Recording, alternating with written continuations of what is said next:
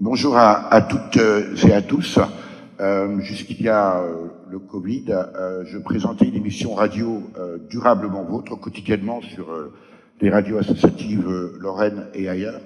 J'espère qu'elle va pouvoir reprendre. Vous m'entendez bien? Apparemment oui. Entre-temps, j'ai cofondé une entreprise d'économie sociale et solidaire qui s'appelle PC Solidaire, qui favorise l'inclusion numérique par la réduction des déchets informatiques, que je vous invite à découvrir sur pcsolidaire.fr. Il y a un lien avec la thématique du jour, puisque évidemment l'informatique est également consommatrice d'énergie à tous les niveaux.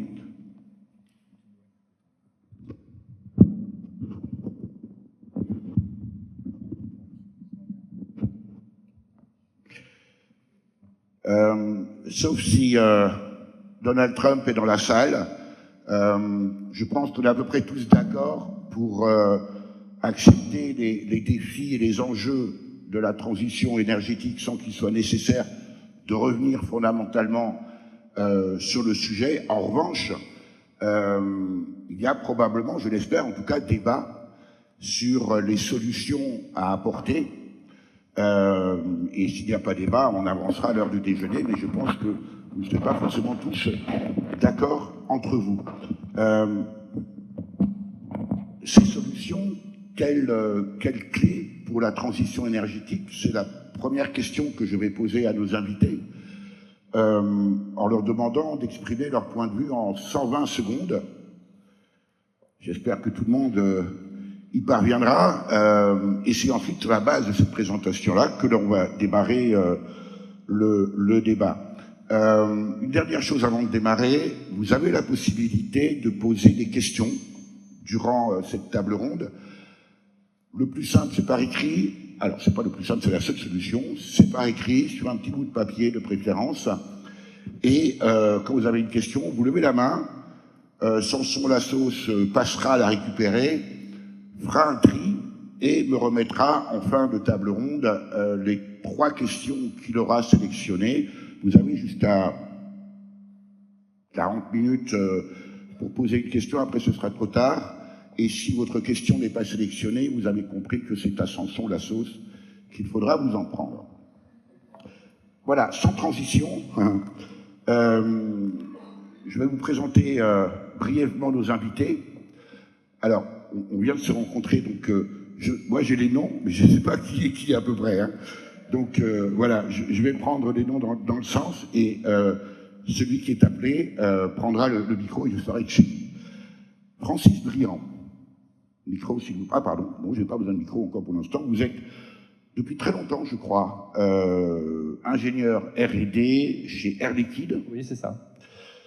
Entreprise française, leader mondial des gaz, technologies et services pour l'industrie et la santé. Le groupe est présent dans 75 pays avec 66 400 collaborateurs, si j'ai bien vérifié votre site internet. Lucas Saludjan. Bonjour. Lucas Saludjan, vous êtes ingénieur spécialiste de la digitalisation des réseaux électriques au sein de RTE. RTE, acronyme de Réseau de transport d'électricité, qui en France métropolitaine, puisque vous n'êtes pas concerné par la Corse, est gestionnaire du réseau public de transport d'électricité haute tension. D'ailleurs, j'ai remarqué que votre magazine institutionnel s'appelle désormais Transition. Mais il y a seulement 4 numéros pour l'instant, hein, donc c'est relativement récent. François, alors je vais dire Gonzi. François Gonzi, vous êtes directeur commerce d'EDF région Grand Est. Vous êtes un peu le personnel de l'État ici, puisque vos locaux sont à Nancy. Je ne vais pas faire l'affront de présenter votre société, toujours statut privé, je crois, pour l'instant. Oui, toujours. Même quand on sera 100% État, c'est une boîte de droit privé. Oui. En revanche, je ne suis pas sûr que tout le monde définisse bien la région Grand Est, mais ça, c'est un tout autre sujet et ce n'est pas le débat du jour. Romain Couillet. Oui, c'est moi. Romain Couillet, vous êtes docteur en physique, actuellement professeur titulaire à l'université Grenoble-Alpes, où vous travaillez plus particulièrement sur les liens intelligence artificielle et société. Vous êtes adepte de la décroissance, Et j'ai envie de vous qualifier un peu d'électrons libres, peut-être, de cette table ronde. On verra, on verra. Gilles Ney, dame, vous êtes directeur de recherche à l'université, vous aussi, l'université Gustave Eiffel à Marne-la-Vallée, enseignant IFSTAR pour Institut français des sciences et technologies des transports, de l'aménagement et des réseaux. Ça, c'était avant la fusion de 2020, et spécialiste des réseaux électriques intelligents, ce que vous appelez, je crois, entre vous, les smart grids. Merouane Debat, on vient de vous écouter, on vient de vous entendre, je ne vais pas vous représenter, je pense que c'est pas nécessaire. Voilà, simplement que vous êtes professeur à Central Chipelec et directeur de recherche au Technology Innovation Institute d'Abu Dhabi, dont vous venez, je crois. Voilà, c'est un peu plus loin que Nancy. Frédéric Wurtz. Bonjour à tous. Voilà, par déduction, l'université, vous aussi Grenoble-Alpes, directeur de recherche CNRS à l'université Grenoble, je viens de le dire, et vous travaillez actuellement sur la conception et le dimensionnement en génie électrique, avec des recherches sur notamment interdisciplinaires en lien avec les sciences sociales. Et ça, j'aime bien parce qu'il va y avoir un peu d'humain quand même dans tout ça. Peut-être si je peux compléter, en fait, j'anime notamment au CNRS une cellule interdisciplinaire sur la transition énergétique, et on a fondé à Grenoble un observatoire de la transition énergétique. On essaie d'aborder ces questions de manière interdisciplinaire. En fait, sciences physiques, sciences sociales et sciences de l'environnement. Et vous faites bien de compléter. Malheureusement, on ne peut pas donner la biographie complète de toutes les personnes, parce qu'il y aurait vraiment, vraiment beaucoup de monde et beaucoup de choses à dire. Je ne sais pas si vous avez noté, mais en réalité, il y a 3 industriels, il y a 3 académiques, et puis un chercheur plutôt dans le domaine privé. Alors on va voir si ça génère des différences de point de vue. Et puis vous avez sans doute noté qu'il n'y a pas de femmes. Il faudra d'ailleurs le signaler à la table ronde qui aura lieu un peu plus tard. Voilà, mais je pense qu'il fallait le relever. On va commencer tout de suite par la question, ou plutôt les solutions. Quelles sont vos solutions, messieurs, pour cette transition énergétique en 120 secondes? Qui veut commencer? Vous avez le micro? Ok. Alors, il faut me rappeler votre nom. Donc moi je m'appelle Francis Briand et Voilà, je travaille Francis. dans la R&D d'Air Liquide depuis assez longtemps sur les problématiques de capture de CO2 et d'hydrogène. Donc c'est un peu de ça dont je vais vous parler maintenant. Mais avant, enfin, pour Air Liquide et pour moi aussi bien sûr, la transition énergétique c'est principalement finalement le CO2. La question qui nous anime, c'est de savoir comment on peut limiter ces émissions de CO2, voire les réduire. Et quand on regarde un peu dans le détail, à peu près, le CO2 anthropique, c'est à peu près, ça vient à peu près de un peu plus de 80% des émissions des combustibles, de la combustion des énergies fossiles. Si on regarde encore un peu plus dans le détail, typiquement, on est autour, disons, pour faire simple, autour de 40% pour tout ce qui est production d'électricité et de chauffage, à peu près 30% pour le transport. C'est quelque chose qui a beaucoup augmenté ces dernières années, depuis environ 20 ou 30 ans. Et enfin, la dernière, c'est l'industrie. Et donc, je dirais que la transition énergétique, ça repose à peu près sur 4 axes. Le premier, c'est peut-être, finalement, c'est des débats actuels, c'est ce qu'on appelle l'efficacité énergétique. C'est-à-dire comment faire pour réduire au minimum l'utilisation de cette énergie. Et donc, c'est des débats sur l'isolation des maisons, sur la limitation de l'éclairage, mais c'est aussi dans l'industrie, c'est comment utiliser mieux l'énergie dans les processus industriels. Ça, c'est le premier axe. Il y a un deuxième axe qui est plutôt, finalement, comment on peut décarboner l'usage des énergies fossiles. Et là, finalement, je pense, il y a beaucoup de choses là-dessus, mais il y en a une qui est très importante, je pense qu'on n'y coupera pas, et il faut, quand on peut, il y a beaucoup de procédures dans lesquels c'est très difficile de diminuer le CO2, donc il faudra le capturer. Le capturer pour l'enfouir, ou alors pour le réutiliser, pour faire par exemple des carburants synthétiques avec de l'hydrogène. Ça, c'était le deuxième axe. Et enfin, le troisième axe, il faut utiliser finalement le plus possible, disons, les vecteurs d'énergie le plus décarbonés possible. Et là, donc, il y a l'électricité, bien sûr, l'électricité verte, mais il y a aussi, je crois, l'hydrogène qui a, je crois, un rôle à jouer dans tout ce qui est finalement transport ou chauffage. On parle de l'électricité, les voitures électriques sont là, mais simplement, ça exclut pas forcément l'hydrogène, parce qu'il y a des tas de moyens de transport qui ne pourront pas utiliser l'électricité pour des raisons d'autonomie ou pour des raisons de poids. Et puis enfin, bien sûr, le dernier axe, c'est quand on peut, effectivement, il faut vraiment shifter vers les énergies renouvelables le plus possible. Et là aussi, l'hydrogène a un rôle à jouer parce que bon, ces énergies renouvelables ont le défaut d'être intermittentes. Alors en France, on a le nucléaire, mais dans beaucoup de pays, on ne l'a pas. Et donc, il faut avoir, disons, des réserves quelque part pour absorber les pics. Et comme l'électricité est assez difficile à stocker, l'hydrogène a probablement un rôle à jouer aussi. Voilà, en 120 secondes. Un peu plus. Merci, Francis Briand. François Concy. Pareil, même question pour vous, en 120 secondes. Bah, écoutez, déjà, je vais me permettre une introduction un peu personnelle. J'ai un peu l'impression d'être un ovni dans la table ronde, hein, parce que je suis le commerçant d'un grand groupe industriel. Il y a très longtemps, avant d'être commerçant au sein d'EDF, il se trouve que j'ai travaillé sur du débruitage d'images tomographiques à partir d'ondelettes, mais je dois vous dire que c'était il y a très longtemps. Donc maintenant, pour revenir sur donc ça c'est après cette intro personnelle, pour revenir sur les aspects de transition énergétique, bon, moi je rejoins l'axe de la boîte dans laquelle je bosse, il est principalement unique, il s'agit de la décarbonation. La décarbonation, vous venez de le citer, finalement il y a trois principales voies, hein. Il y a décarboner tout ce qu'on produit, alors c'est vrai pour l'électricité, hein, avec du renouvelable, du nucléaire, c'est vrai pour la chaleur, avec de la biomasse, notamment qu'on met dans les réseaux de chaleur. Il y en a pas mal dans la région, hein, parce que je suis aussi le régional de l'Étape. Il y a pas mal dans la région, quasiment tous les réseaux de chaleur du Grand Est sont en majorité utilisent en majorité de la biomasse et pas du gaz. Et évidemment, au-delà de ça, il faut utiliser les vecteurs d'énergie qui utilisent le moins de CO2. Et donc là, l'électricité en est un. Effectivement, il y en a un qui monte un peu en puissance, qui est l'hydrogène, qui est plus nouveau, plus récent. Et pour finir, il faut mieux et moins consommer. Donc la transition énergétique, c'est les trois à la fois. Et il faut vraiment faire les trois. Hein. Il ne faut pas faire l'économie d'aucun des trois axes. Si maintenant je dois vous parler à vous, qui êtes là, spécialiste de traitement du signal, ou on va dire de mathématiques appliquées, hein. Je ne suis pas sûr que traitement du signal, j'ai pu faire mes études là-dedans il y a longtemps. Je suis sûr que ça veut dire encore quelque chose de manière très séparée de mathématiques appliquées en général.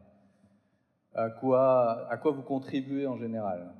Vous contribuez en fait sur les trois aujourd'hui. Moi, dans les équipes d'EDF, il y a du traitement du signal à tous ces niveaux-là. Il y a du traitement du signal dans la production. Je vais donner un exemple pour éclairer. Hein. Aujourd'hui, on utilise du traitement d'images pour identifier les vibrations dans les pales, d'énormément de photos en fait, hein, les vibrations dans les pales des éoliennes.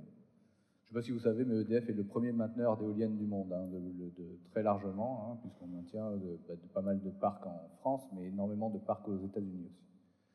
Et donc, pour un des gros sujets de maintenance, de bien bon fonctionnement des éoliennes, c'est les vibrations dans les pales. Quand ça vibre trop, les pales finissent par s'abîmer et se rompre, comme c'est des pales qui font une centaine de mètres. Pour les plus grandes, hein, c'est un problème assez compliqué. Donc, typiquement, ça, c'est du traitement du signal. Ça, c'est dans le mieux produire. Je vais faire plus court.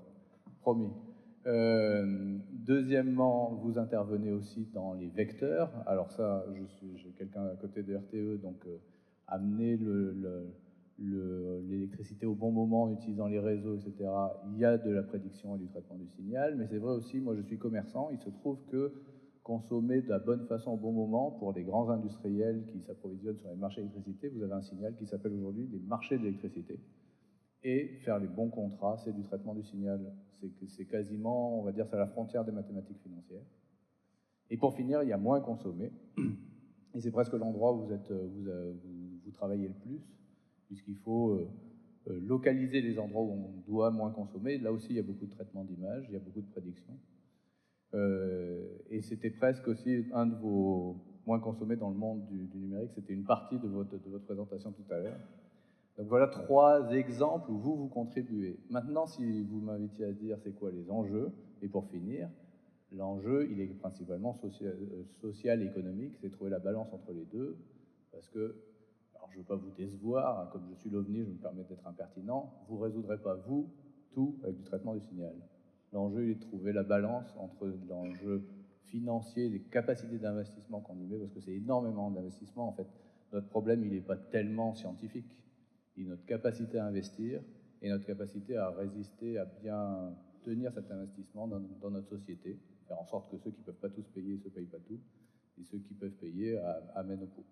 Voilà. François Goncy, vous devriez vous lancer dans le commerce, vous êtes un bavard, vous explosez des chronos. Luc Salutian, RTE. Lucas Salutian, donc je précise juste que je travaille à la R&D de RTE et j'avais travaillé avant à EDF R&D, il y a peut-être des conflits d'intérêts. Mais donc voilà, donc RTE a été créé comme le transporteur indépendant de EDF. Donc je rejoins mes 2 collègues d'Air Liquide et d'EDF concernant la réduction du CO2. Donc les objectifs, c'est bien d'avoir 0% net CO2 sur 2050 et aussi 40% de moins de consommation aux horizons 2050. C'est un peu ça les objectifs. Et ça va passer par une électrification massive des usages. Donc on pense au transport, bien entendu, à l'industrie. Il va falloir prendre des mesures d'efficacité aussi sur les bâtiments, ça rentre en jeu. Et bien entendu, la sobriété, qui est une question majeure. Donc ça peut aller jusqu'à des changements de mode de vie. Donc il y a différents scénarios qui ont été publiés par RTE. Vous pouvez les regarder, c'est des scénarios publics pour éclairer la puissance publique, mais aussi les citoyens sur le sujet. Dans ces scénarios, pour l'électrification massive à ces horizons 2050, il y a différents scénarios de mix énergétique. Il peut y avoir des scénarios très nucléaires, mon collègue d'EDF, comme des scénarios 100% énergie renouvelable. Mais dans l'ensemble des scénarios, et donc ça c'est un choix politique qu'on pose, et c'est aux citoyens de s'emparer de ce choix ou de ces différentes directions, mais quoi qu'il advienne, et quelle que soit la direction qu'on prend, de toute manière, il y aura massivement de l'introduction d'énergie renouvelable dans le système. Mais aussi, et ça je rejoins le collègue d'Air Liquide, il va falloir développer des flexibilités pour faire face à la variabilité accrue des productions de type ENR. Et donc ça passe par du stockage, ça passe peut-être par des centrales hydrogène, par du stockage hydrogène, donc il y a plein d'enjeux, et par aussi finalement des circuits d'énergie, peut-être entre des gaz verts, de l'électricité. Effectivement, on se pose la question, est-ce que c'est plus facile de transporter de l'hydrogène ou de l'électricité? Voilà. Avec des électrolyseurs, on peut faire de l'électricité, puis transporter l'électricité, ou on peut amener plutôt l'hydrogène près des points de consommation. Donc ça, c'est des choses importantes. Et pour piloter le système, ça devient de plus en plus complexe, parce que ce qu'il faut voir, c'est qu'avec l'introduction d'ENR, d'énergie renouvelable, il y a beaucoup de variabilité, il y a beaucoup d'incertitudes sur le système, et là où aujourd'hui nos opérateurs de réseau, parce que RTE assure l'équilibre offre-demande à tout instant, je ne sais pas, je crois qu'il y a des pubs, je n'ai pas la télé, mais disant ça, à chaque seconde, RTE assure l'équilibre offre-demande. Pour réaliser ça, aujourd'hui, on a des prévisions, somme toute, très déterministes, on a des centrales nucléaires, etc., donc on a les programmes de marche, et tout va bien, on a quelques aléas, mais on arrive à prévoir, et nos opérateurs arrivent à piloter tant bien que mal le système, et faire qu'on a encore de la lumière. Bon. Mais demain, il y a l'accroissement des incertitudes dues à ces générations de type ENR. Et il y a un autre sujet qui est très important, c'est qu'on est en train de modifier la physique des systèmes, en fait. Toute la physique des systèmes électriques, elle est basée sur les masses tournantes et les machines tournantes qui génèrent une onde de tension à 50 Hz. Et demain, on remplace ces masses tournantes par des onduleurs qui sont des chipsets avec des algorithmes. Et se pose fondamentalement la question de la stabilité des systèmes. On peut avoir des phénomènes très rapides, électromagnétiques et électromécaniques, qui font effondrer le système. Et pour ça, on est obligé de tout revisiter à l'aune de l'introduction de l'électronique de puissance dans le système électrique, dans sa globalité. Donc ça, c'est vraiment des challenges et pour EDF, pour les producteurs, et pour nous, voilà, parce qu'il y a un certain nombre de sujets à instruire. Et il y a bien sûr la question de la réappropriation, je pense, à la question énergétique par les citoyens. Donc ça, c'est important d'un point de vue démocratique, évidemment, je suis heureux, mais voilà, ça vient perturber un peu le système, la place en fait des producteurs, des transporteurs, des distributeurs comme Enedis dans le système. Et voilà, si on a envie d'échanger avec sa grand-mère des blocs d'énergie localement. Et je termine juste, alors puisqu'on parle de maths appliquées, en R&D, voilà. Donc les sujets pour faire face à cette complexité qui va croissante sur le système électrique, c'est le machine learning, l'optimisation, le contrôle, et tout ça à l'aune de certains critères qui sont non seulement les critères technico-économiques, ça on sait bien faire parce qu'on est des ingénieurs, mais aussi la préservation de la biodiversité et la question du recyclage des déchets. Merci beaucoup. Je rappelle que 120 minutes, ça fait 2 minutes et non pas 4 minutes 17. Sinon, ça va être des forums. Merci en tout cas. Merwan Deba, alors, si vous faites 2 minutes, vous me sauvez évidemment. Si vous faites 2 minutes, vous me sauvez. J'espère. Vous ne pas parler directement. Enfin, j'ai pas de solution. Enfin, si la question est quelles sont les solutions, évidemment, j'en ai pas. Il y a peut-être 3 constats que j'ai en tête aujourd'hui, et je pense que ces 3 constats sont assez importants sur l'impact. Premier constat, ce serait, je dirais, l'histoire, science et monde. Le premier constat, c'est l'histoire. Il y a beaucoup de parallèles, et je pense qu'on en est tous conscients de ce qui s'est passé dans les années 70 et aujourd'hui en 2020. Et on le voit bien. On sort d'une société post-68 art, on se pose beaucoup de questions sur la société consumériste sur laquelle on est, et on veut faire cette transition énergétique avec un pétrole qui est monté à cause de la guerre. Et donc, la question qui se pose, moi, en constat, c'est beaucoup de rapports ont été faits à l'époque, ils sont là, et on peut les lire, sur les projections alarmistes, etc. Et après 50 ans, rien n'a bougé. Et donc, la première question qu'il faut se poser, c'est quelles sont les leçons qu'on en tire? Parce qu'on peut refaire la même histoire, et on va arriver en 2070, rien n'a changé. Et donc, je pense, comme scientifique, la première chose qu'il faut, c'est repartir derrière et faire le bilan et se dire, si on refait les rapports, on alarme et on fait la même stratégie, ça ne changera pas, puisqu'elle n'a pas changé. Donc ça, c'est le premier constat. Deuxième constat, c'est la science. Et là, il faut aussi se poser des questions. Donc, au niveau scientifique, on a fait des efforts pour le faire, et il y a eu un échec. Donc, je l'ai expliqué, en 2008, j'étais avec mes collègues des Bell Labs dans une grosse mouvance de faire cette réduction de réseau par un facteur 1000. On y a travaillé. Le traitement de signal a joué une part de jeu, mais pas trop, mais on s'est retrouvé avec l'équation un peu compliquée de se dire, on fait des réductions, mais en fait, le trafic augmente aussi vite que les progrès qu'on fait. On n'est pas capable de suivre. Et donc, il y a un gros souci de se dire comment on est en train de gérer quelque chose où on fait des progrès, mais d'un autre côté, ça va plus vite, en tout cas les demandes qu'on a, que par rapport à ce qu'on fait. Et donc là, peut-être qu'il y aura mes collègues qui vont parler de sobriété, etc., qui est peut-être également un deuxième constat, qui est l'équation qu'on n'arrive pas à résoudre. Premièrement, scientifiquement, on est à des challenges qui sont très compliqués, et donc la science ne peut pas tout.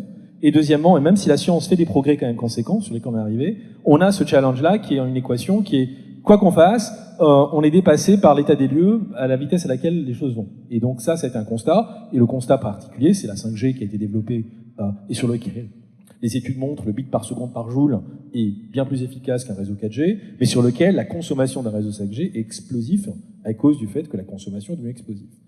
Le troisième, c'est le monde. Donc là, j'ai l'occasion de voyager. On organise à Abu Dhabi la COP28. Ce sera en 2023, novembre. Et donc je participe actuellement, puisqu'on me demande en tant que directeur d'un centre de recherche, de voir nos implications, etc. Et là, le constat n'est pas partagé de la même manière par tout le monde. D'accord ? Ce qu'on dit ici n'est pas partagé de la même manière ailleurs. Et il y a globalement dans le monde un concept de, je dirais pas de dette énergétique. Au Kenya et au Bénin, voilà, on le sait. Et donc il y a un gros process de se dire comment on arrive à embarquer tout le monde et que tout le monde, alors tout le monde est concerné, tout le monde le sait, mais tout le monde se dit c'est la faute des autres. D'accord ? Et donc, quoi qu'on fasse, on se retrouve avec une logique. Et ensuite, même dans les textes, parce que je parlais à des gens du legal autour de ça, même dans les textes, la nomination de se dire quelle est la cause est problématique. Parce que si on commence à dire que la cause, c'est les hommes, de tout ça, pourquoi pas, hein, nommer quelque chose a des implications légales. Implications légales, ça veut dire qu'il faut faire des réparations. C'est la faute de qui a fait ça, et donc il faut payer au Kenya, je ne sais pas quelle somme. Et donc, il y a cette équation-là qui est également pas facile. Donc, j'ai pas la solution, mais j'ai ces 3 constats. Et je pense que sur ces 3 constats, il y a des réflexions à en tirer et se dire comment on va avancer avec ces 3 constats-là. Voilà. Merci infiniment. Frédéric Wurtz. Alors, je peux vous faire un retour des travaux que j'ai pu mener à diriger des structures interdisciplinaires. Et je pense qu'un des éléments qui nous amène à la solution, c'est de penser la transition énergétique dans le bon cadre, en se disant qu'en fait, il y a 3 dimensions clés. Il y a la technique, la physique, première dimension. Il y a les comportements pratiques individuels et collectifs, deuxième dimension, et les régulations et les politiques. Et tout ça fait, in fine, du système énergétique un système socio-technique qui est très impactant, puisqu'effectivement, 75% des impacts CO2 sont liés à des activités de production, transformation d'énergie. Et en fait, je crois que malgré tout, on est dans une phase de prise de conscience des limites. Hein. Je perçois une fin de la naïveté de l'insouciance, hein. C'est-à-dire qu'on prend conscience des limites des impacts planétaires, on prend conscience des limites des approvisionnements physiques en énergie et en matière, et on prend conscience aussi des limites des systèmes techniques. Donc peut-être, ça c'est à côtoyer mes collègues des sciences humaines et sociales, on est à la fin d'un imaginaire et peut-être d'un mythe, d'une technologie toute puissante dans un monde sans limite. Alors dès lors, quelles sont les clés de la transition et de l'espoir? En fait, c'est de trouver un schéma équilibré dans les trois dimensions que j'ai identifiées. Dans les techniques et la physique, il y a des limites, il y a des leviers, mais aussi dans les comportements pratiques individuels et collectifs, et dans les régulations et les politiques. Et je crois que c'est ce qui est en train de se passer avec la crise actuelle. Hein, vous suivez l'actualité. Et en fait, la crise actuelle combine une crise géostratégique d'approvisionnement, une crise technique, parce qu'on ne sait pas si notre système technique va réussir à fournir, en particulier s'il fait très froid cet hiver, la puissance nécessaire, et une crise d'impact environnemental, en fait. Hein. Donc, que faut-il mobiliser? Toujours la technique, parce qu'en fait, de l'énergie, c'est une activité fondamentalement technique et physique. Donc, il faut travailler ces questions-là, comme vous le faites en interrogeant les algorithmes de traitement du signal. Mais en fait, il y a un changement de paradigme. Hein. L'énergie était largement déléguée à un système technocratique. On consommait d'énergie, on ne s'en préoccupait pas. Et en fait, ce système va faire appel au civisme, à la mobilisation citoyenne, aux échelles individuelles et citoyennes. Vous allez voir, il va y avoir des campagnes de communication dans les semaines à venir où on va chercher à nous mobiliser pour consommer moins d'énergie, c'est la sobriété, on en parle beaucoup, mais il va venir aussi la flexibilité, c'est-à-dire on va nous inviter dans les semaines à venir à consommer l'énergie au bon moment. Donc on va devoir mobiliser le deuxième levier, qui sont les comportements et les pratiques. Et puis l'énergie était largement livrée à une logique économique de marché, et je suis sidéré de voir comment les économistes appellent maintenant à une demande de reprise politique de cette dimension régulatoire, et on entend par un nombre grandissant d'acteurs des discours autour de la planification écologique, qui est un concept qui a traversé les schismes politiques de manière assez différente ces derniers temps, la remise en cause de la logique de marché pour l'énergie, les boucliers tarifaires. Donc on voit qu'il va falloir trouver un chemin dans ces trois dimensions. Et pour moi, il faut une prise de conscience et une mobilisation qui relève de l'économie de guerre, hein, c'est-à-dire penser à ce bon cadre socio-technique dans ces trois dimensions. Ça doit être approprié par tous les acteurs, les citoyens, les collectifs, les collectivités, les entreprises, les régulateurs et l'État. Et il faut qu'on trouve un alignement consensuel aussi large que possible des acteurs précités pour jouer simultanément sur ces trois dimensions, la technique, les comportements, la régulation politique. Et c'est la stratégie globale qui me semble devoir émerger. Avec un agencement tactique et temporel ad hoc, un court terme, mobilisation de la sobriété et de la flexibilité, c'est ce qui est plus rapide à faire, un moyen et long terme, mobiliser l'efficacité et la multiplication et la mobilisation de tous les potentiels de sources décarbonées. Et je pense qu'il faut qu'il y ait un changement de paradigme. Hein. À chaque approche et acteur de développer sa contribution, sans perdre de temps à dénigrer les approches des acteurs alternatifs. Je crois que les postures de dénigrement n'ont plus lieu d'être. Hein. Il n'y a pas de miracle dans le nucléaire. La feuille de route de RTE le montre. Le nucléaire, c'est maximum 50% à 2050. Donc le mythe du nucléaire ne fonctionnera pas. Les ENR ont leur potentiel, mais il faudra résoudre des problèmes de flexibilité, de stockage et de disponibilité des matériaux. On aura besoin de toutes les ENR, c'est-à-dire éoliens. On aura besoin d'un peu de temps encore, Frédéric Wurtz. Presque fini. Et on aura besoin de sobriété. Hein, ça, c'est un des débats qui à mon avis, est clos aussi. Il faudra aussi jouer sur la sobriété. Donc, logique de guerre, il faut tout mobiliser parce que la situation, elle exige toutes les solutions et tous les acteurs. Merci, Frédéric Wurtz. Romain Coudier. Oui, moi je vais essayer de faire court. Je suis l'inquiet du groupe. Je vais être très factuel de ce que je connais moi du problème. En 1990, il y avait 85% du mix énergétique global qui était des énergies fossiles. En 30 ans, on a développé massivement le renouvelable pour arriver du coup en 2020 à 85% d'énergie fossile. Pour une raison super simple, c'est qu'on a augmenté de 60% le quota total. Et en réalité, donc, la part du renouvelable n'a pas bougé. Quand même, ça s'est développé énormément. Ces énergies, on sait aussi qu'elles ne sont pas substituables. En fait, on ne vit pas dans un monde de panneaux solaires et d'éoliennes. Le pétrole, on en a besoin à la base de tout. C'est des énergies qui sont symbiotiques. C'est ce que Jean-Baptiste Fressos, qui est expert historien de l'énergie, nous explique. Et donc, comme je vais reprendre ces mots, hein, pour moi, j'ai l'impression que la transition énergétique, comme on la conçoit, elle n'aura pas lieu, parce que ce n'est pas jouable. Et en réalité, donc, s'il doit y avoir une solution, elle est dans le cadre des usages. C'est que cette énergie, on ne pourra pas l'utiliser. En réalité, la transition énergétique, ce sera une transition vers une autre énergie, effectivement, qui est notre énergie métabolique. Utiliser nos bras et nos jambes, c'est ce qu'on avait fait à l'époque quand on n'avait pas d'énergie facile, pas chère. Les pics pétroliers s'enchaînent les uns après les autres. On n'aura plus de pétrole bientôt. C'est une urgence vitale et environnementale par ailleurs. Et donc, du coup, pour moi, les solutions, j'en ai parlé hier. La première, c'est une écologie du démantèlement. Il faut arriver à se dire qu'il y a plein de trucs dont on n'a pas besoin et démanteler très vite et avoir un niveau de résilience plus élevé. Et ce que je mentionnerai demain, une écologie profonde de redéfinition d'un imaginaire de qui on est, recomprendre notre lien à la nature. En fait, c'est une opportunité unique de repenser à ça. Et je fais du coup une petite digression pour répondre à Merwan tout à l'heure qui nous demandait, qui nous disait qu'on a un gros problème avec le deep learning, c'est qu'on ne sait pas quelles sont les bornes inférieures, le minimum qu'on peut consommer sur du deep learning et quelle est la borne inférieure de la 6G qu'on va pouvoir consommer au minimum de 6G. La réponse, elle est hyper simple en fait, c'est 0 joules. C'est 0 joules. On démantèle, on ne fait pas de la 6G. On ne fait pas de la 6G. La 5G, on n'en a pas besoin non plus, on la démantèle. La 6G, c'est facile, on ne le développe pas. La 5G, on la démantèle. Le deep learning, on le démantèle parce qu'il y a 10 ans, on ne s'en servait pas et on vivait sans. Donc, écologie du démantèlement et écologie profonde, j'en parlerai demain, je n'ai pas le temps là. Merci pour ces 10 minutes-là.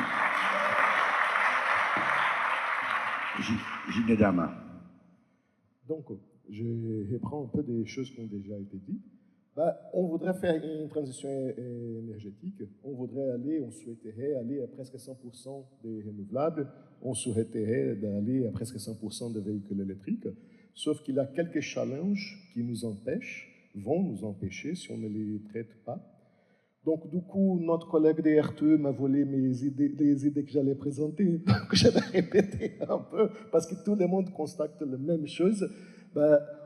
Il faut faire un PT. On voudrait aller à ces quantités énormes d'énergie renouvelable intermittente et de véhicules électriques qu'on va utiliser au même moment. Or, les réseaux n'étaient pas conçus pour ça et les réseaux ne tiennent pas. Là, il faut faire une distinction entre énergie, combien d'électricité pour remplir ses batteries, pour remplir ses besoins, et puissance, combien d'énergie on va passer à un instant. Et le réseau, il est fait pour ça, et l'instabilité du réseau est fait pour ça. Or, la constante des temps d'un réseau, si on prend le réseau européen qui est de très loin les plus grands au monde, on va parler d'un peu plus de 10 secondes. Soit en 10 secondes, on a stabilisé, soit il est tombé et on est en blackout. Et donc, on a des gros problèmes pour cette stabilisation de ces réseaux, malgré cette flexibilité qu'on n'a pas encore, qu'on essaye de créer, malgré cette grosse variabilité. Et en même temps, on a, c'est le deuxième point qu'il a mentionné, dans les réseaux électriques aujourd'hui, on a un nombre très grand de gros roteurs en train de tourner, tous synchronisés, et qui ont, si on essaie de faire bouger leur fréquence, donc les 50 Hz, c'est un peu comme une roue de vélo qu'on a fait tourner, et on essaie d'arrêter en mettant la main. Ça ne s'arrête pas, ça va brûler la main et ça va prendre du temps. Or, on est en train d'enlever tous ces roteurs-là, et on enlève ça et on met de l'électronique qui tout simplement mesure la fréquence de la suie. Ça veut dire que si ça bouge, elle bouge avec. Elle ne fait rien pour l'aider. Donc c'est le grid following. Et dans ces points-là, on est en train de rendre beaucoup plus difficile les premiers problèmes de stabilisation. On est en train de réduire l'inertie de ces systèmes. Le troisième point, pour les véhicules électriques encore, si on va utiliser 50 km pour aller au travail et 50 pour retourner, on est à peu près là. Sauf que si on prend les poids lourds qui font une très grosse consommation, on va parler de 1000 km, plus de 1000 km par jour. Les batteries ne tiennent pas. Du coup, notre défi, c'est l'électrification des routes. Donc, comment est-ce qu'on peut transformer ces camions en trains, finalement, qui seront chargés au même temps qu'ils sont en train de rouler. Donc ça, c'est un troisième point qui beaucoup de groupes comme les miens sont en train de travailler. Bon, merci, j'ai essayé de rester en 2 minutes. Merci à vous. Moi, j'entends deux discours. Un discours peut-être plus technologique, plus technique, ici à droite. On ne sera pas complètement surpris. Un discours peut-être plus humaniste, tenant compte en tout cas davantage de la dimension humaine et sociale, avec des nuances plus ou moins radicales, on va dire. En même temps, en vous écoutant parler de transition énergétique, je ne peux pas m'empêcher de penser à l'écologie. Ça a été dit un petit peu à un moment donné, vous avez parlé de biodiversité. Étymologiquement, l'écologie, c'est oikos, l'habitat, la maison. On parle d'un écomusée, habitat au sens milieu de vie. L'écologie étant l'étude de l'habitat et l'économie, la gestion de l'habitat. Pourquoi je dis ça? Parce que j'aime bien dire que l'écologie, c'est l'économie de la nature. Et si on regarde un renard chassé, il va dépenser de l'énergie jusqu'à un certain temps, jusqu'à un certain point. Et s'il n'arrive pas à attraper sa proie au-delà d'un certain seuil, il s'arrête. Il s'arrête et il se lèche pour compenser sa frustration. Mais en tout cas, il s'arrête parce que l'énergie que va lui rapporter sa proie est inférieure à l'énergie qu'il a dépensée pour attraper cette proie. Donc le bilan est très simple. On est aussi dans une réflexion là sur la transition énergétique finalement, de savoir de quelles ressources on dispose et comment on les gère. Et puis deuxième réflexion, vous avez parlé, Laurent, de la COP28. Il faut quand même rappeler que pourquoi 28 ? Parce que ça fait 28 ans que le GIEC alerte le monde sur le changement climatique. Ça fait 28 ans, ça fait un quart de siècle quand même, un peu plus d'un quart de siècle. Alors est-ce que aujourd'hui la solution ne peut être que technologique, ou est-ce qu'il y a des facteurs humains fondamentaux dont nous ne tenons pas compte, un peu comme si l'humanité se comportait comme un adolescent qui n'a pas du tout envie de quitter le foyer, quoi. On pense quand même à l'expression des 30 Glorieuses, qui est l'expression extraordinaire. Qui veut réagir par rapport à ce qu'on a entendu là auprès des uns et des autres? Robin Couillet. Alors effectivement, on vit dans une illusion de notre croissance améliore notre efficacité énergétique. Plus on avance dans la technologie et plus on est efficace. Il y a quand même des chiffres et des études importantes de gens qui travaillent sur les questions de low-tech notamment, qui montrent que c'est totalement faux. Un exemple très typique, c'est que dans l'agriculture aujourd'hui, dans l'agriculture en 1900, pour faire pousser 1 joule de nourriture, il fallait 1 joule d'énergie. C'était l'énergie métabolique des humains et de leurs bœufs pour faire pousser le joule en question d'énergie qui permettait de nourrir l'humain et le bœuf. Aujourd'hui, on fait rentrer dans le système pour sortir 1 calorie, 7 calories. Ces 7 calories, pourquoi? Parce qu'elles sont gratuites. C'est 6 calories en extra qui sont le pétrole et le charbon, essentiellement. Et qu'est-ce que ça fait ce pétrole, ce charbon en extra? Ça fabrique des tracteurs, de l'énergie pour bouger ces tracteurs, des intrants agricoles qui demandent du gaz.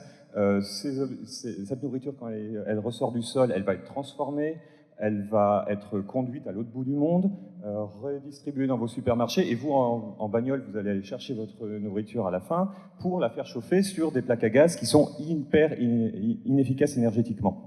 Tout ça, ça fait 7 pour 1. Et alors, un truc qui est très drôle, je vais le mentionner demain, c'est l'occasion de le faire, c'est que les agriculteurs français aujourd'hui, leur salaire correspond à 80... Donc, 1 pour 7, c'est 15%. Les agriculteurs français aujourd'hui, 85% de leur salaire, c'est les aides de l'État et de la PAC. Ce qui n'est pas étonnant finalement, parce qu'ils mettent dans le système une quantité qui en fait ressortir qu'une efficacité de 15%. Et donc on est en plein dedans. Et la raison pour laquelle ce truc tourne, c'est parce qu'on subventionne, on déforme les prix, on déforme l'usage de l'énergie, et c'est valable en réalité pour tout. Et donc on doit se reposer des questions quand demain on n'aura plus cette énergie, de ces questions d'efficacité énergétique, j'en ai entendu encore parler là. L'efficacité énergétique, c'est une illusion. Dans le monde du numérique, notamment dans lequel on est nous, ça crée des effets rebonds, des paradoxes de Jevons, qui font que plus on cherche à être efficace, plus on a des effets rebonds et plus on dépense d'énergie finalement. On arrive même à montrer, on parlait de rénovation thermique tout à l'heure, on arrive même à montrer que dans le contexte de la rénovation thermique, pousser à l'inefficacité énergétique, ça réduit la consommation. Alors, j'avais pas remarqué tout de suite tout à l'heure, mais en réalité, alors je ne sais pas si vous a placé, si c'est spontanément, mais on a l'impression qu'il y a 2 camps. Et puis alors, ce qui est amusant, c'est Béroine Debat qui est un peu le point d'équilibre. Comment vous, les industriels, réagissez à propos d'un Romain Couillet. Bon, en termes de réaction, j'ai pas réagi en fait. C'est une autre vision, tout simplement. Vous êtes sûr? Quand on parle d'efficacité énergétique, quand on parle de diminution du CO2, ce qu'on cherche à faire finalement, c'est à faire en sorte que le système continue un peu, même si on sait qu'à la fin, il y aura un peu de sobriété, comme on dit pudiquement aujourd'hui. Le transport de demain, c'est probablement transporter moins, ça c'est sûr. Mais néanmoins, il faudra continuer quand même à bouger un peu. Et donc, nous, on se place dans cette... Enfin, moi, en tous les cas, je me place dans cette perspective-là, de savoir comment on pourra continuer un peu à se déplacer d'un point A à un point B s'il n'y a plus d'essence, par exemple. Donc, c'est un peu cette perspective-là. Donc, voilà. Et en termes d'efficacité énergétique dont vous parliez, par exemple, il y a quand même des tas de solutions pour isoler les maisons, diminuer l'éclairage, c'est quand même des trucs assez simples, enfin c'est simple en tout cas à dire, à faire c'est un peu plus compliqué, et donc isoler une maison c'est quelque chose qui coûte quelquefois un peu cher, mais enfin c'est quand même quelque chose qui me semble atteignable. Enfin, voilà. Francis Briand, juste avant de vous donner la parole, comment vous expliquez un quart du siècle d'inertie face aux alertes indicielles? Si vous voulez faire de l'histoire, c'était même bien avant. Je crois qu'au milieu des années 70, il y avait déjà des rapports qui expliquaient que finalement, si on continuait comme ça, on allait augmenter le CO2 et que finalement le climat s'en trouverait changé. Donc ça remonte à beaucoup plus loin. L'inertie, c'est que c'est un problème énorme. C'est un problème. Qu'est-ce que vous voulez que je vous dise? C'est un problème. C'est systémique, c'est interconnecté. Alors on est là pour parler, on est là pour chercher des solutions. Bien sûr, mais des solutions, il n'y en a pas une, il y en a plein, il y en a probablement plein d'autres qu'on ne connaît pas encore, et donc on va voir, mais c'est ça qui explique. Je veux dire, puis en plus, quand vous avez des niveaux, enfin, c'est le monde qui est concerné, donc finalement vous avez les pays industrialisés, ceux qui le sont moins, ceux qui ne le sont pas du tout, et donc chacun voit la transition énergétique à sa manière. C'est un problème qui est pas... Je ne suis pas convaincu qu'un esprit humain puisse l'appréhender tout seul. François Gonzi. Ouais, je vais réagir. Vous m'entendez là? Je vais réagir un peu à ce que vous disiez. Vous nous classez plutôt dans les solutions technologiques. Je suis plus prudent que vous. Hein, c'est-à-dire que moi, j'entends il y a le mieux et le moins consommé. Pour le coup, on essaye de le combiner. Alors c'est encore plus exacerbé, vous avez cité tout à l'heure, on est dans une situation de court terme, là on a les pieds dans en ce moment une crise énergétique. Et pour le coup, je vais donner quelques exemples, les discussions que je peux avoir moi avec mes clients aujourd'hui, c'est plus du tout du mieux consommé, hein, c'est du moins consommé.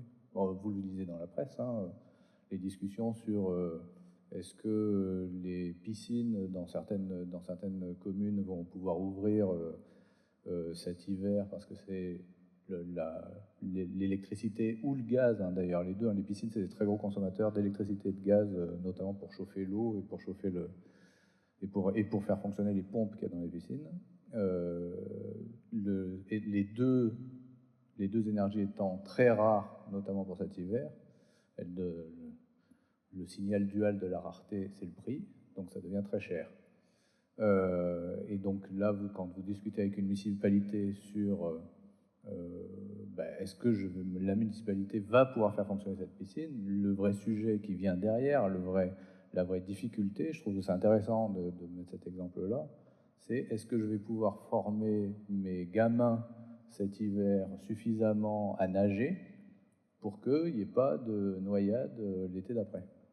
C'est ça en fait, hein, c'est la fonction, la façon dont les maires réfléchissent sur l'ouverture des piscines, c'est ça. Hein.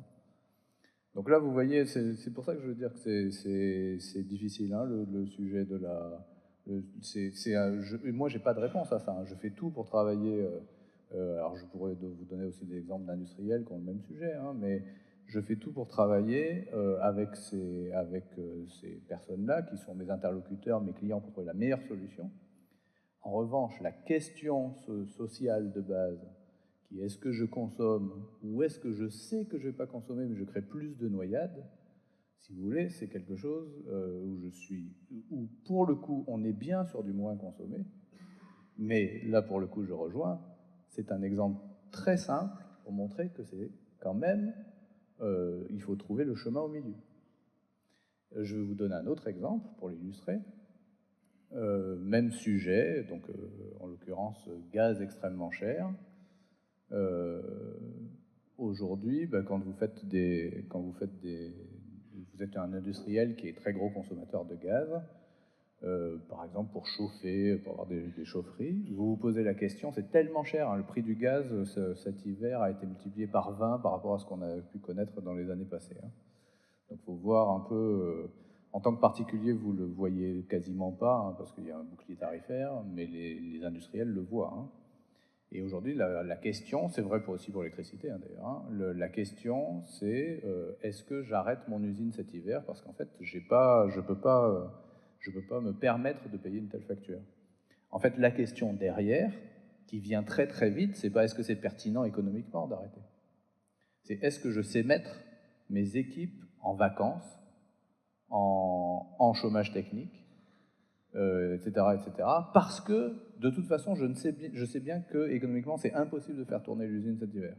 Et ça, si vous voulez, c'est là où on met le doigt sur le côté social, et c'est quasiment mon activité tous les jours, hein, ça. Donc, je suis assez prudent dans votre point, nous amenons les solutions techniques, si vous voulez. On a bien une combinaison de solutions techniques, et dans le moins et mieux consommer, chose qu'on va tirer jusqu'au bout, il ne faut pas sous-estimer la difficulté des réponses qu'on a apportées au cas par cas. Je vous donne des exemples très simples, et c'est vraiment, je ne suis pas sûr de les amener jusqu'au bout.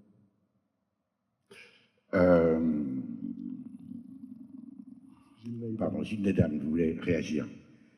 Je crois que malgré tout, on a fait des évolutions assez importantes dans l'intégration d'énergie renouvelable.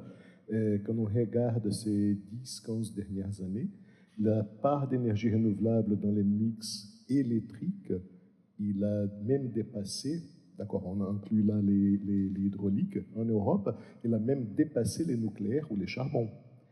Donc, ça veut dire qu'on est en train d'arriver à produire des quantités significatives d'éolien, des solaires. Les coûts du solaire, en moindre mesure pour l'éolien, il a tellement chuté ces 5 dernières années que les solaires commencent à devenir vraiment compétitifs. Or, je crois qu'avec un investissement conséquent dans la construction de plus d'énergie renouvelable, on pourra changer ces paradigmes actuels qui on est en train de... Bon, c'est un peu la maison brûle et on regarde de l'autre côté. Ben, on pourra changer ça si on peut intégrer ces énergies renouvelables. Un point intéressant, c'est parfois, effectivement, c'est pas l'efficacité qui c'est le mieux. Parfois, on utilise mieux l'énergie si on les gaspille. Si on utilise du solaire au lieu d'utiliser de la production nocturne à gaz, ça va être bien mieux. Si on va chauffer notre eau ou on va utiliser la clim ou quoi que ce soit à midi pendant la plus grande production du solaire, on va être moins efficient que si on fait plus tard. Mais bon, là, ça va utiliser du solaire au lieu d'utiliser d'autres sources. Donc, je crois que malgré tout, il y a une touche, je voudrais apporter une touche d'optimisme dans cette intégration d'énergie renouvelable et de véhicules électriques. D'ailleurs, l'année dernière, on arrivait à... Si on prend 2019, 3% de véhicules en Europe étaient électriques. 2019, 2020, ça a été 10%, multiplié par 3. En 2021, 19%, presque encore doublé. Donc on arrive à presque 20% de véhicules électriques vendus l'année dernière. Ça fait un changement vraiment conséquent dans l'utilisation de l'énergie. Cette réduction, avec toute cette situation actuelle, je crois qu'on va être forcé à aller de plus en plus s'éloigner du pétrole et du gaz. Malheureusement, ça revient donc beaucoup au charbon. C'est le cas de l'Allemagne, mais je crois qu'on pourra petit à petit s'éloigner de ça. 2050, vous y croyez? Croyez à quoi? À de 30% d'énergie renouvelable? Ouais. Ouais, je pense que l'une des questions qui est derrière, il y a un certain nombre de choses qui ont déjà été, qui sont de l'ordre des faits scientifiques, qui n'ont pas été intégrées. La prise de conscience s'est pas fait. Et je pense que ce qui se présente devant nous, c'est quel sera le choc qui fera que les gens se mobiliseront.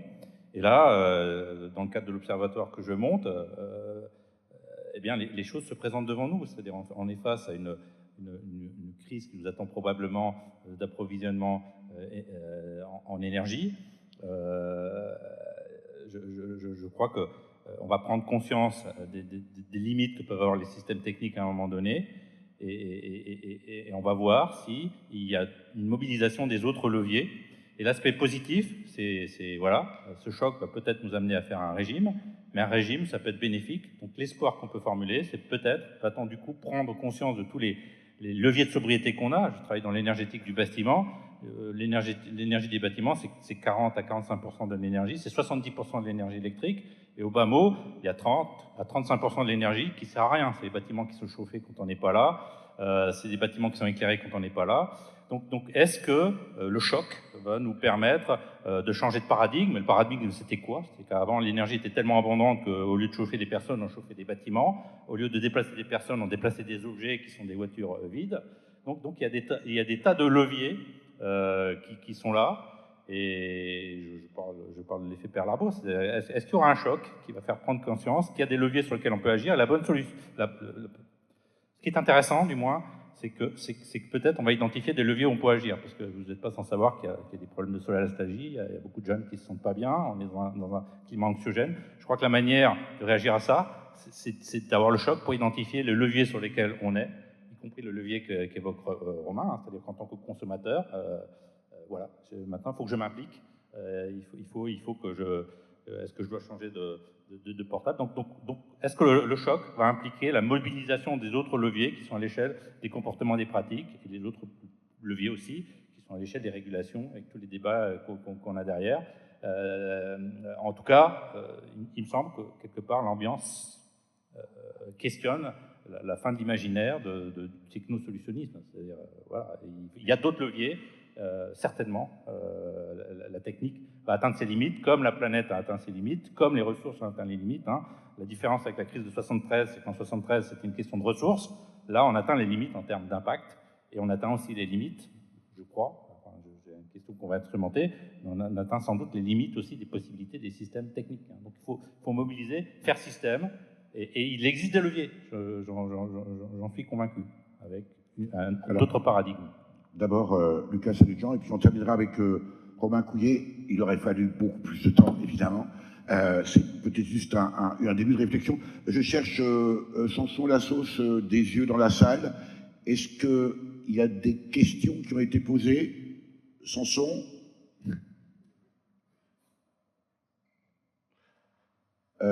Allez-y, Lucas, et puis ensuite Romain Couillet. Oui, une petite réaction, effectivement. Enfin, fondamentalement, la question, c'est la question de l'usage et de la société dans laquelle on veut vivre. C'est-à-dire que, est-ce qu'on veut vivre dans une société où on appelle Alexia ou Google pour éteindre l'interrupteur et que ça mouline dans un cloud, ou c'est une société dans laquelle, finalement, les usages, on les pense autrement, on fait société avec les autres, et du coup, comme moi j'ai parlé un peu d'Optim, de machine learning, etc., c'était pas tant pour éveiller du cloud computing, etc., mais c'était bien de dire, le réseau, finalement, quelque part, au-delà de la dimension écologique, il y a aussi le social. Et moi, je pense que le réseau est un objet social qui mutualise pour le bénéfice du plus grand nombre.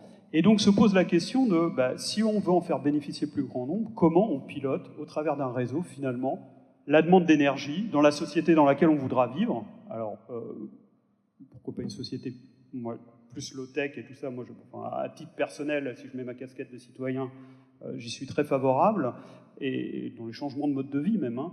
Et voilà, et donc on aura besoin un peu de numérique, enfin, j'ai l'impression qu'on a besoin quand même un peu de numérique. Donc voilà, donc la question, c'est faire finalement une analyse un peu multicritère quand on aborde la question du numérique, en tenant compte évidemment du technico-économique, parce que la question énergétique, le programme nucléaire, c'est les X-Mines qui ont monopolisé le débat, et qu'on dit on fait du nucléaire dans les années 80, et puis personne n'a discuté la question. Et on critique la Chine aussi sur leurs grands barrages, mais c'est ce qui s'est passé aussi en France, hein, quand on a créé les grands barrages. Hein, on a dit aux populations, bah, vous partez un peu. Donc, ce qu'il y a d'intéressant, moi, je trouve, aujourd'hui, c'est quand même que les citoyens se réapproprient un peu la question énergétique. Alors, évidemment, ça ne va pas se faire, c'est pas d'un coup, on prend la question et puis on étudie tout, et puis effectivement, on va réduire les usages, la consommation, et on vivra dans une société meilleure, mais il y a effectivement du conflit, des débats, et c'est ça qui est intéressant et qui est riche, quoi. Donc, le numérique, effectivement, si c'est faire des clouds un peu idiots, voilà, c'est très réducteur et c'est très con. Moi, je rejoins aussi sur la 5G, par exemple, on m'a interrogé sur les usages de la 5G pour les réseaux électriques. J'ai répondu, pour l'instant, moi, j'ai pas de use case à proposer sur ce sujet-là. Effectivement, après, on met des applis très gourmandes sur ces réseaux-là et on n'en a pas l'usage. Et on a la question aussi des architectures de pilotage. Aujourd'hui, on veut décentraliser plus et traiter la donnée au plus proche, voilà, de là où elle est produite, pour éviter évidemment des remontées dans des grands clouds dans lesquels on fait des traitements très consommateurs. Donc voilà, Alors, c'était ma réaction. Robin, mais Ouais, deux deux secondes, Ouais, parce que j'ai des questions juste pour et compléter, vraiment conclure. Juste pour compléter et pour illustrer ce que tu dis, une des raisons fondamentales pour laquelle on ne bouge pas, c'est parce qu'on peut faire. On peut monter de 2 degrés de chauffage à la maison et vivre en t-shirt, c'est quand même super plus agréable. Si on ne peut pas payer la facture d'électricité, on met un pull. On met un pull. Et donc du coup, on rentre assez naturellement dans cette idéal, dans cette vision low-tech qui va de soi en réalité. Et c'est pour ça que donner la possibilité aux gens de faire, donc proposer de la 6G, proposer des trucs pour les aider, on va les utiliser. On va de fait les utiliser, ça va devenir un besoin. En plus, ça pose des problèmes d'autonomie. Et le fait de ne pas pouvoir faire, ça nous contraint à trouver des alternatives, et des alternatives qui ne sont pas chères, donc on met un pull. Alors, on ne va pas pouvoir traiter 3 questions. Samson m'en a transféré 2. Vous allez réagir assez brièvement, mais j'aimerais bien peut-être qu'il y ait, je n'ai pas trop l'idée des camps, mais voilà, des réponses circonstanciées de chaque camp, on peut dire ça comme ça. Première question. Les pays riches doivent se priver d'énergie, mais quid des pays pauvres? Qui veut commencer à répondre? Frédéric Wurtz. Répondre sur cette question, hein. Les chiffres sont assez clairs. Si on veut aller vers quelque chose de soutenable, on a droit à un capital par tête de pipe sur la planète de 2 tonnes de CO2. Le français moyen, il est à 10, il y a 50% de la population qui est à 5. Donc, il faut en fait que ceux qui sont en dessous de 2 puissent consommer plus, et puis ceux qui sont au-dessus puissent aillent vers une approche, un système global où ils consomment moins. Voilà, pour qu'on arrive à 2 par tête de pipe, qui est ce qu'on a droit de manière éthique. C'est une forme d'approche. Voilà, la question est réglée. Autre réaction? Oui, Romain. Oui, je sais pas, enfin, c'est juste assez global. Effectivement, tous ces problèmes qu'on se pose, c'est des problèmes de riches, c'est des problèmes d'entre-soi, de gens qui effectivement ont la clim et ça va être emmerdant demain quand on ne l'aura pas. Ça fait bien longtemps que les pays du Sud sont dans cette situation critique. Il y a des pays dans lesquels on ne vit pas dehors une partie de l'année. C'est évoqué par le GIEC, c'est le cas dans le sud du Pakistan, etc.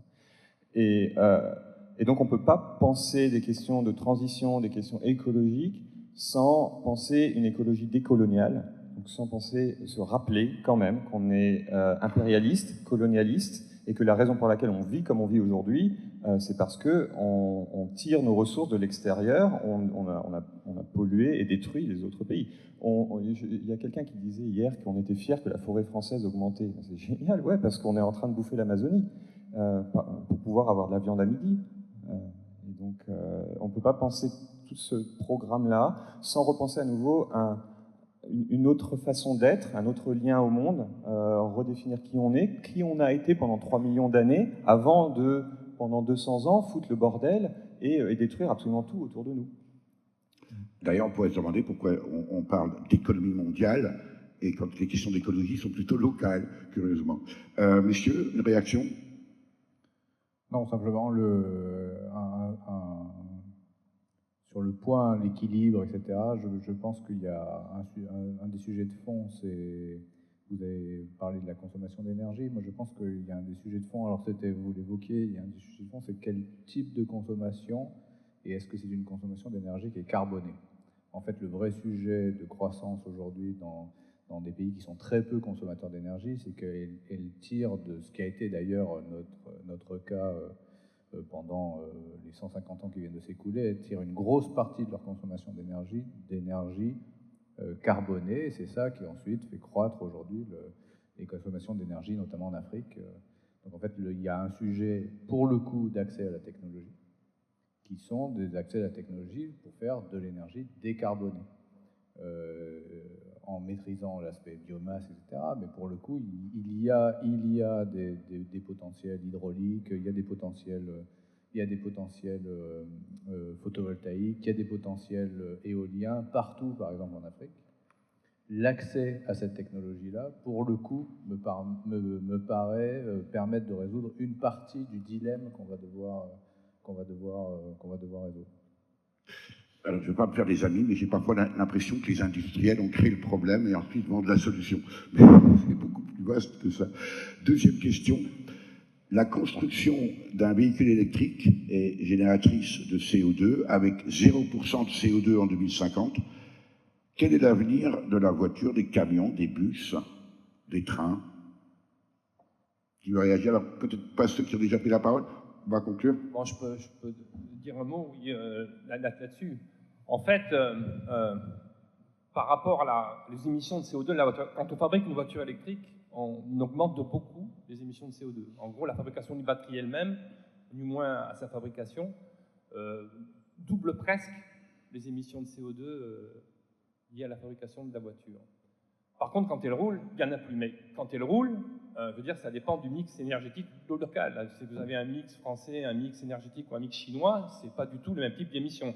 Ce qui fait que finalement, on dit en général qu'il faut rouler un certain nombre de kilomètres avant d'être neutre en carbone. Ça, c'est le premier point. Enfin, à Air Liquide, on pense qu'effectivement, je veux dire, l'électricité ne correspond pas à tous les types de véhicules. Et que ça ne s'oppose pas forcément, mais ça ne conviendra pas à tous les types de véhicules. Et par exemple, pour ce qui est finalement le transport longue distance, et je pense aux camions, je pense aux bus, je pense parfois aux trains quand ils ne sont pas électrifiés, je pense aux avions, on a vu les annonces d'Airbus. On pense là que l'hydrogène peut être une solution à condition que l'hydrogène utilisé soit ce qu'on appelle un hydrogène vert, c'est-à-dire un hydrogène décarboné, produit avec de l'énergie verte. Mehran Deba, j'aimerais que ce soit un peu vous le mot de la fin, peut-être en réponse déjà à cette question, et puis d'une manière plus générale, ce que vous a inspiré ce débat, cette courte table ronde qui a déjà très largement dépassé le temps imparti. Je reviens sur les 3 points initiaux. Je pense l'histoire, la science et le monde, c'est les 3 points. Je pense que la méthode sur laquelle on va actuellement n'est pas bonne. Les années 70, il y a eu plein de rapports qui ont été faits. Je revois les mêmes choses se reproduire. Et COP28, etc., il y aura COP29, ça ne changera pas. Et donc, il y a un problème de méthode. Et je pense qu'il faut passer du temps à comprendre qu'est-ce qui cloche sur la méthode qu'on fait. Alors, ça peut être effectivement clamer tout haut, qu'il faut arrêter, mais il se trouve que les gens ont clamé dans les années 70. Donc, ça veut dire qu'il y a un problème de méthode, et nous, scientifiques, on est tous au courant qu'il y a le problème. Sur l'aspect que Romain signalait sur effectivement le côté scientifique progrès, c'est vrai, il a raison. La question, c'est effectivement de voir des usages plus précis sur lesquels on exploite. Je suis entièrement d'accord, on n'a pas besoin de 6G, etc. Mais quand je dois opérer quelqu'un de manière urgente, à distance, qui va mourir, etc., j'ai besoin d'un système de com. C'est ce genre de choses qu'on doit faire. Quand je dois transporter quelqu'un qui a 5 minutes pour vivre, qu'est-ce que je fais? Je peux pas. Il faut faire, effectivement, une bonne analyse des usages. Consommer effectivement de l'Internet sur son mobile, etc., n'a aucun sens. Donc il y a effectivement ce choix stratégique à faire. On a besoin de latence parce qu'il y a des scénarios où je dois faire une opération, je dois la faire. Si la personne a eu un accident sur la route avec un camion, etc., le numérique peut aider des scénarios. Et donc il y a un choix à faire. On n'a pas besoin de 6G, on a besoin d'usages bien précis sur lesquels on va cibler. Donc effectivement faire l'Internet. Et troisième, là, qui nous pointe sur le dos, on l'a mentionné, c'est la consommation de quelqu'un qui habite au Bénin par rapport à ce qu'on fait. Je pense au-delà de ça, je pense que moi, la grosse problématique que je vois aujourd'hui, c'est que dans les pays, il y a effectivement également pas un consensus global sur lequel on arrive. Ils ont le consensus qu'il y a un impact climatique, mais il y a des fautifs qu'il faut pointer. Et je l'ai vu quand je voyage. Les fautifs, c'est que nous, on vient après, et vous allez consommer. Quand on commence à définir des fautifs, et il faut qu'on évite ça, on va se retrouver avec des réparations qui vont coûter cher. Parce que traité de Versailles, l'Allemagne a fait des dégâts, les gens ont droit. C'est pour ça que nommer, là on est dans le truc de la COP28, je discute avec des gens, des consultants, et ils m'expliquent qu'on a du mal parce que nommer quelque chose, c'est automatiquement désigner quelqu'un, et les gens peuvent ensuite demander des réparations, en disant, nous Africains, on demande tant d'argent aux Européens, etc. Dans l'aspect néocolonialiste dans le truc, c'est la repentance, etc. On va aller dans ce débat-là. Et donc on est dans une problématique de comment avancer pour que tout le monde se sente concerné et qu'on soit dans une stratégie gagnante-gagnante. Parce que là, effectivement, il y a des pays qui n'ont rien demandé, et il y en a d'autres qui, en fait, sont la raison de tous les problèmes. Et donc il faut arriver également, on est dans une situation un peu compliquée, il faut avancer. Ensuite, là, c'est plutôt disons, une ouverture.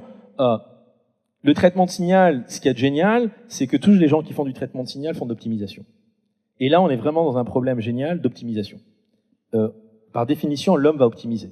Et donc, les gros, je pense, défis pour notre communauté du GREAT ici, c'est effectivement d'arriver à développer des méthodes d'optimisation, puisqu'au départ, c'est effectivement optimiser tout. Optimiser le transport, optimiser ça, optimiser ça. Donc, on se retrouve effectivement avec des gens très, disons, compétents ici, qui ont cette capacité d'optimiser des problèmes complexes. Et c'est ça, à mon avis, sur lequel on aura encore beaucoup plus de challenges pour notre communauté pour essayer de trouver des solutions à ces problèmes d'optimisation qui sont extrêmement larges et sur lesquels il faut trouver des solutions. Voilà. En conclusion, on pourrait peut-être dire quand même que les solutions de demain seront et technologiques et politiques au sens large du terme, et non pas simplement l'un ou l'autre, avec bien sûr la question de l'acceptabilité sociale ou sociétale. En tout cas, merci pour votre participation. Je suis moi-même très frustré, j'imagine que vous l'êtes sans doute aussi. Le sujet mériterait beaucoup plus, mais je pense qu'on a encore quelques années devant nous pour en reparler. Merci à toutes et à tous, bon appétit.